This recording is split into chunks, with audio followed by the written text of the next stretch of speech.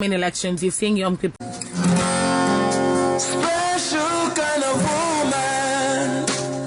Oh yeah. Imamaya Waya. Ngozi Chukwu Keya. She's a virtuous woman. Good afternoon and welcome to the Woman Agenda on Women Radio 91.7. My name is Sumto Titilayo Ajama. And yes, you are welcome to the Woman Agenda. The Woman Agenda is a deliberate and calculative program where we break the culture of silence while amplifying the voice of women and girls in demanding transparency, accountability, and good governance. Today on the Woman Agenda, we are discussing engaging youths in nation building. Engaging youths in nation building.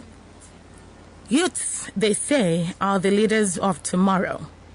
Yet, for some reason in our country, Nigeria, it would seem that the power the youth carry is not being harnessed and channeled in the right way due to lack of engagement.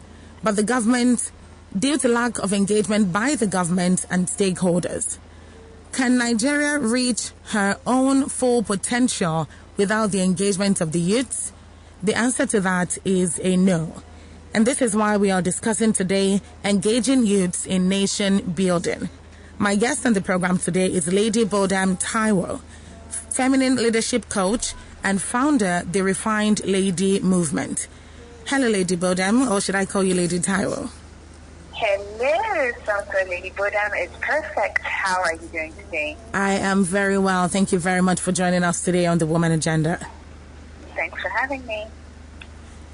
You can contribute by calling the number 07000 917 917. 07000 917 917. And you can also send in your text and WhatsApp messages to 0703 175 6537.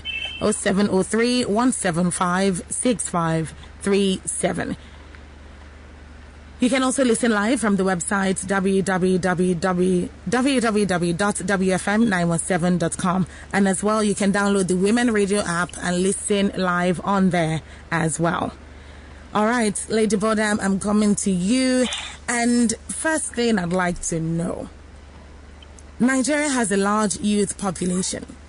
One would think that because of the large youth population, there'll be a lot of engagement, there'll be a lot of activities that would put these youths together and put them to productive use.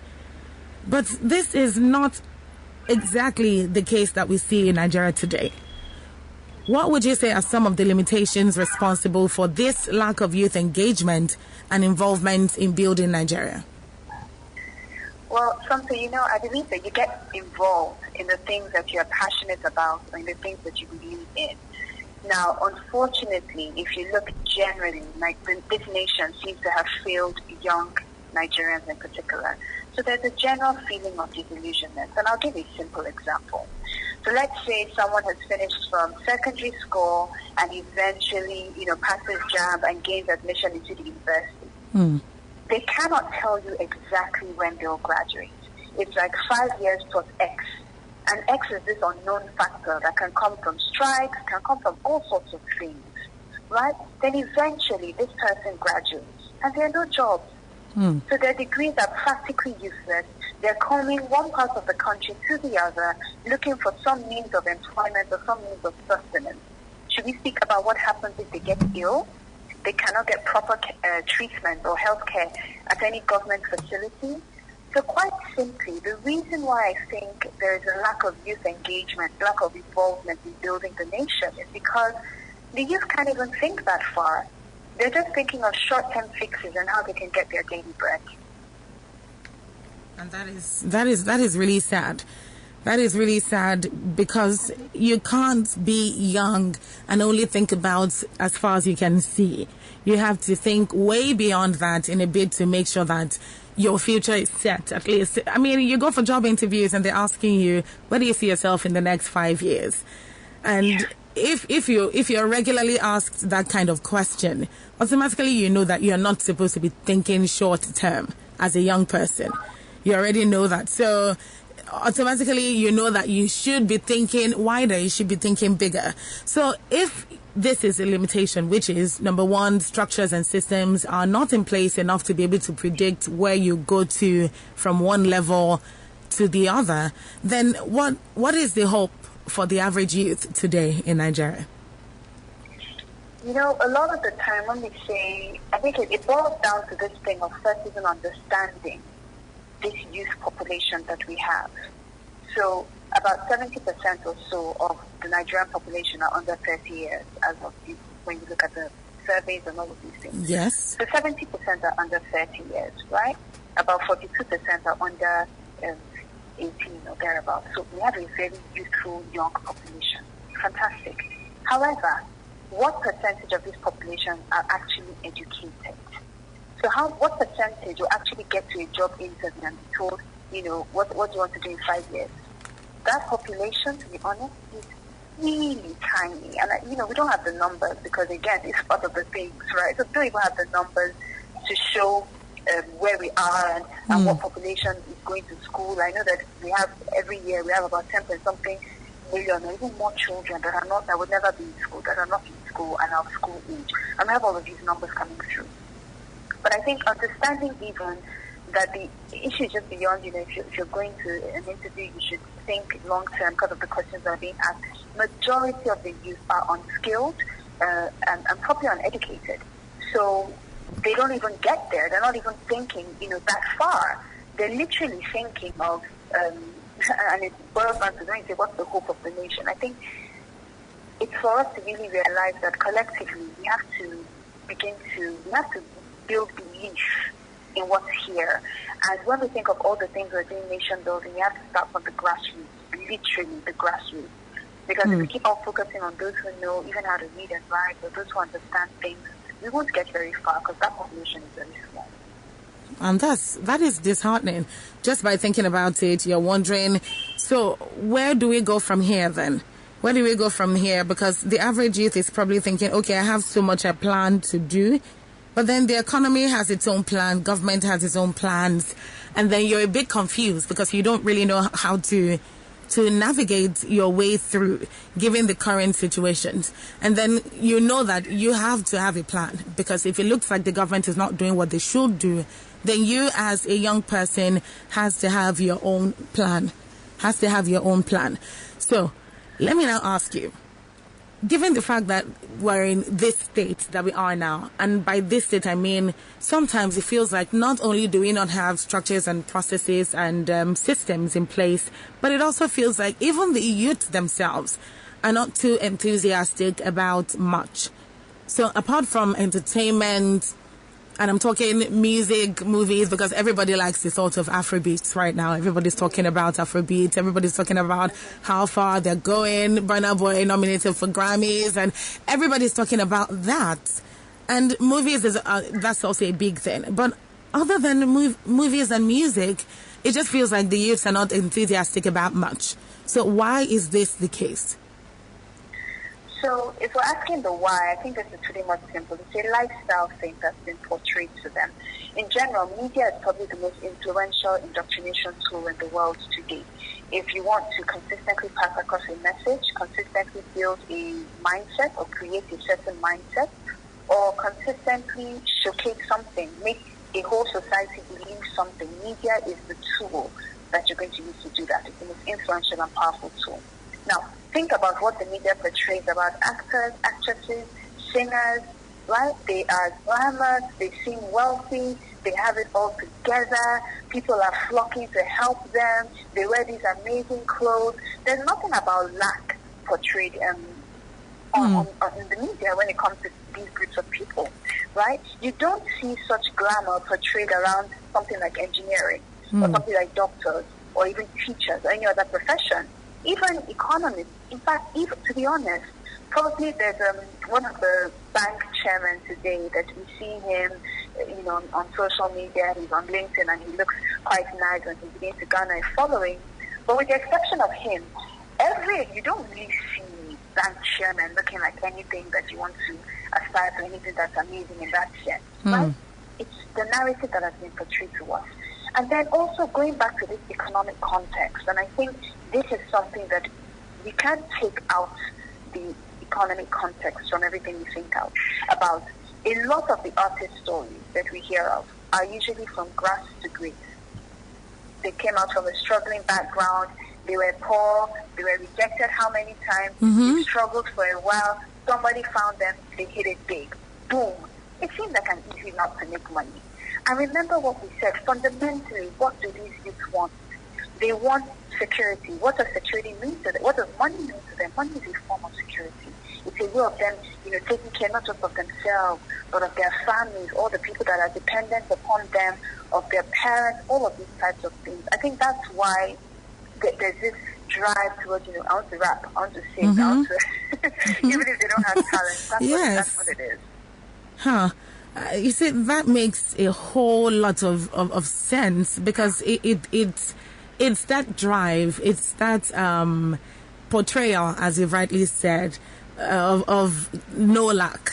And then you want to survive, you want to make it to the next day, you want to leave wealth for your children yet unborn. And then it looks like, the only way to go, or the best way is to go, would be to rap or to do movies or to go into music.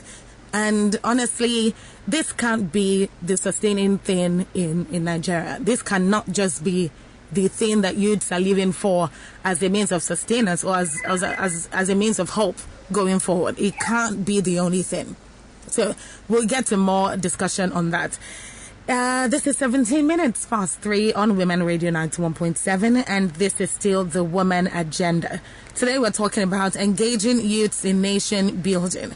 Engaging youths in nation building. The Woman Agenda is a deliberate and calculative program where we break the culture of silence while amplifying the voice of women and girls in demanding transparency, accountability, and good governance.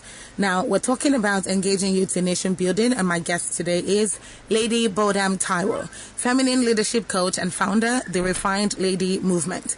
You can contribute by calling the number 07000 917 917. And you can also send in your text and WhatsApp messages to 0703 175 6537. 0703 175 6537. Now, in the bid to get better with Nigeria and to incorporate youths in nation building, politics cannot be left aside. Politics is at the forefront of nation building. So what measures can be put in place to actively get the youths involved in politics? And I would like you to also respond to that with reference to younger ladies, young women and girls who are to hone the interest of young women and girls also in politics. Thanks for that question, Somto. Sometimes when I think about it, I'm thinking politics in Nigeria can seem extremely complicated, right? When you think about it, whether, if you just look at it, it just seems really complicated for a lot of people. So the first thing I think is understanding what politics actually is. We need to simplify it so that the average person on the street, especially the average woman, can understand what it means. Right? How do we educate people about governance and politics? Because honestly, we can't get involved in what we don't understand. And the barrier for understanding is too high. So, simple things. Do you understand what a local government chairman is? Do you understand the role of the House of Representatives or the Senate? Do we even understand the role of our governor? And this is why a lot of the time also we blame the president for everything. And I'm not absolving him. He has significant responsibilities. But there are other aspects of the chain of governance of a nation.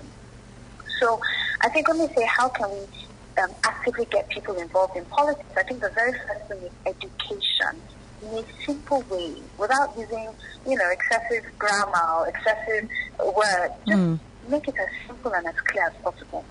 How does politics actually work? If you want to become, recently we're having a conversation with some of my friends and we're talking about becoming delegates and the whole process of, that process. And it's this whole thing that is shrouded in so much, almost like secrecy. Like you have to delve deep to find out, okay. And I'm like, what's going on? Why is it so complicated? Why? Exactly, why?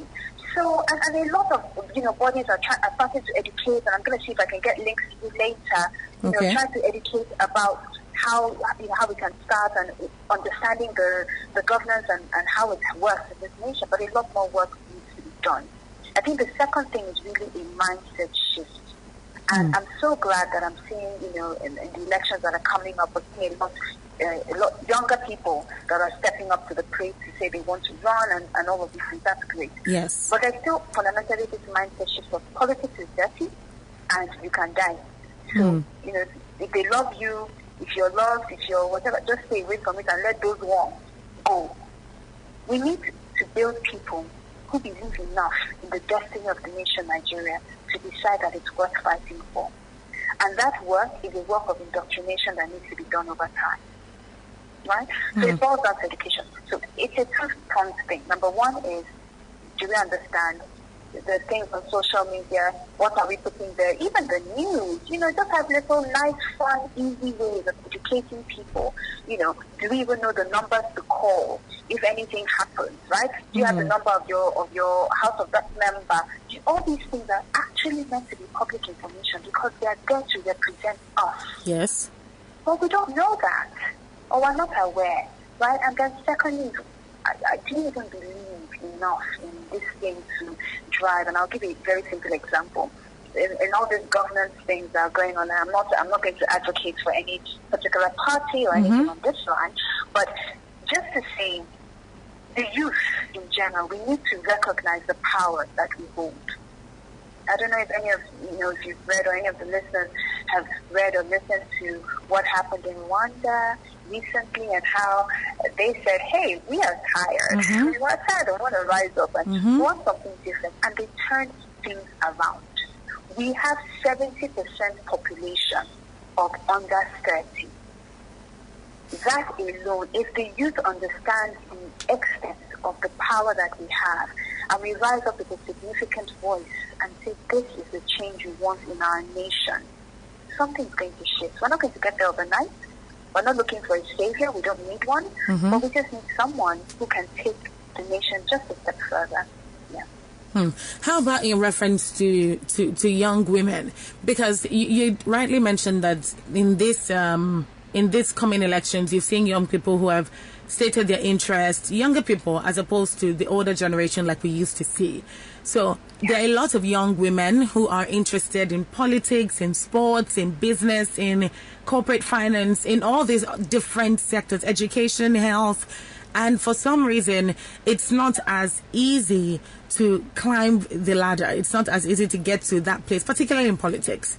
So what would you say to those women, to those young women, to young women across board who have these kinds of interests? I would say don't give up. There's a place for you. I know it's hard. I know it's it's difficult. Hard is an understatement. It's difficult, but please don't give up. When you're a pioneer of anything, a pioneer is the one that sort of breaks the rock. You're breaking the ground for others that are going to come after you. That journey is never going to be an easy journey, especially on the African continent and especially in Nigeria. We're largely a patriarchal society, right? We just started working a few years ago, literally. So there's all of that type of thing. Now, what can help you not to give up? Get involved in societies that help. Now, Wendy's, for example, has a Women in Politics mentoring program, and it's for everybody who is over 25, who are either politicians or they're aspiring politicians, provided you have a valid voter's card. And they take you through this whole process where they help you to, crystallize your manifesto. For instance, they help you grow in confidence so that you're able to really go out, and they support you along the way with the entire body. That's just one of many organizations. Don't go on the journey alone. Find where you fit. Understand a little bit about what it is you want. Understand the change you really want to bring to the table. And I'll say go a bit deeper for us as women, because sometimes we come with solutions, but we don't really understand the depths and there's some problems that are wicked problems. Like they just keep on having layers. You keep on peeling them off and there's that's not the root cause. There's still some more. So to understand as much as possible about the sector you've been sent to, whether you want to run in a position that you'll be elected for or elected to, or whether you want to be appointed to a position across the federation. And find those communities where you can really grow. But most importantly, have this determination in your heart and that desire and that conviction that there is a change that you can bring to our nation, and go with it with everything you have. Fall down 7 times, get up 8. Absolutely. Thank you so much for that. So as we round off on a final note, because this is not very easy to round off on. I want to say so much, but our time is fast spent.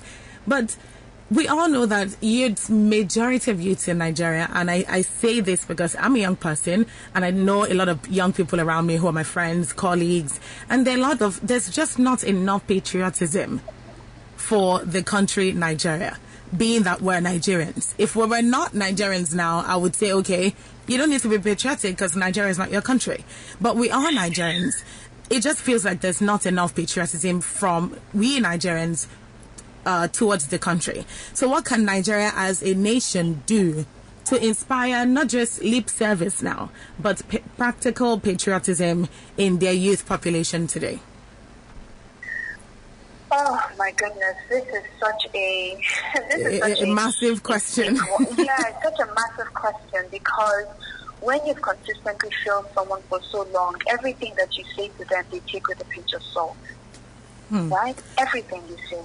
I think Nigeria as a nation now needs to start off by sort of keeping its promises.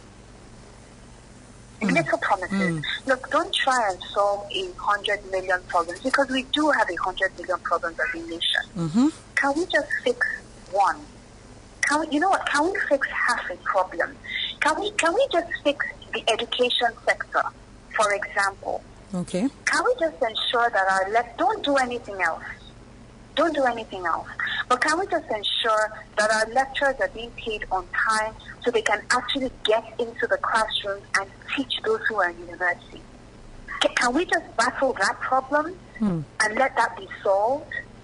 Because it's one thing for you to stand up and you come on a platform and you tell us how, we need to believe in the dream called Nigeria. We're going to do A and we're going to do B, and it's a bunch of woulda, shoulda, couldas that really don't mean anything. As opposed to coming up and telling us, listen, I understand the problems are many. I get it that we're in this deep, dark hole, or we seem to be in this deep, dark hole. I'm not committing to solving 100 problems. I'm just going to commit to solving one problem. I'm going to commit that in this community there's going to be running water. I'm going to commit that in this area you're going to have security. I'm going to commit that in this situation you will not be harassed by the police force that are meant to protect you. Don't solve 5 problems. Solve one problem. I promise you, if every year, you know what, don't even say every year, if every 4 years, one wicked problem is struck off the table, you build belief. It took us 60 years or however many years to get to this place where people don't care. We're not going to fix it in 1 year. Absolutely. We're not going to fix it in 4 years. It's going to take a while. But is Nigeria ready to go on that journey to say, I believe in my citizens? Because belief has to be a two-way thing.